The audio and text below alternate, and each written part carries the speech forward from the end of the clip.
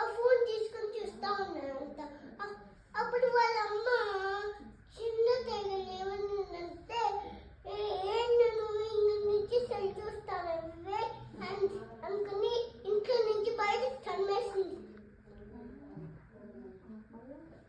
మళ్ళీ ఏమైందంటే వాళ్ళ డాడీ వచ్చి కిందకి ఏమైనా పెడితే ఎందుకే అని చెప్పి, ఎందుకు మమ్మీ నన్ను తొప్పింది అని చెప్పాడు.